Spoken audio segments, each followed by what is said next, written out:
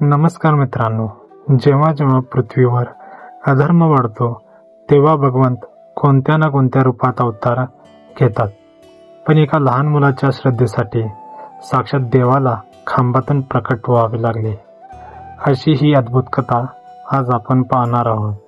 विष्णू भक्त प्रल्हादाची कथा आणि हिरण्यकश्यपूचा अंत कसा झाला.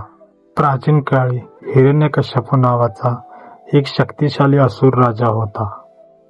त्याने ब्रह्मदेवाला प्रसन्न करून एक अनोखा वर मिळवला. त्याला कोणताही मनुष्य किंवा प्राणी मारू शकणार नाही.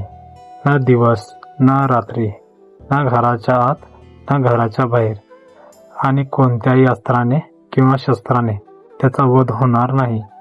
या वारामुळे तो स्वतःला अमर समजू लागला आणि त्याने स्वतःलाच देव घोषित केले.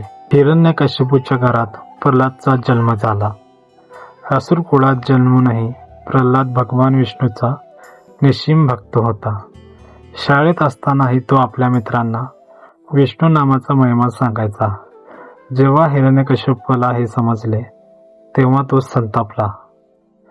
त्याने आपल्या मुलाला अनेक प्रकारे समजवण्याचा प्रयत्न केला, पण प्रल्हादाच्या ओठावर फक्त नारायण हेच नाव होते. रागावलेल्या बापाने आपल्याच मुलाला मारण्याचा आदेश दिले.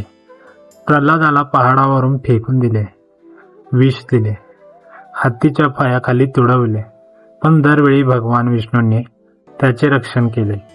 शेवटी हिरण्यकश्यपूची बहीण होलिका, जिला अग्नीने न जळण्याचे वरदान होते, ती प्रल्हादाला घेऊन चितेवर बसली. पण झाले उलट. होलिका जळून राख झाली आणि प्रल्हाद सुखरूप बाहेर आला. याचमुळे आपण होळी साजरी करतो. शेवटी हिरण्यकश्यपूने विचारले, कुठे आहे तुझा नारायण? या खांबात आहे का? प्रल्हाद म्हणाला, हो, तो चराचरात आहे. तेव्हा हिरण्यकश्यपूने खांबावर प्रहार केला आणि एका भयानक गर्जनेसह भगवान नरसिंह प्रकट झाले. अर्धे शरीर सिंहाचे आणि अर्धे शरीर मानवाचे. देवाने त्याला उंबरठ्यावर, ना आत ना बाहेर, संध्याकाळी ना दिवस ना रात्र, आपल्या मांडीवर धरून नखाने, शस्त्र नाही, फाडून टाकले. अशा प्रकारे ब्रह्मदेवाच्या वराचा मानही राखला गेला आणि दृष्ट प्रवृत्तीचा नाश झाला. भक्त प्रल्हादाची ही कथा आपल्याला शिकवते की श्रद्धा असेल तर देव प्रत्येकात संकटात आपल्या पाठीशी उभा राहतो. तुम्हाला ही कथा कशी वाटली कमेंट्समध्ये नक्की सांगा आणि जय नरसिंह देव लिहायला विसरू नका.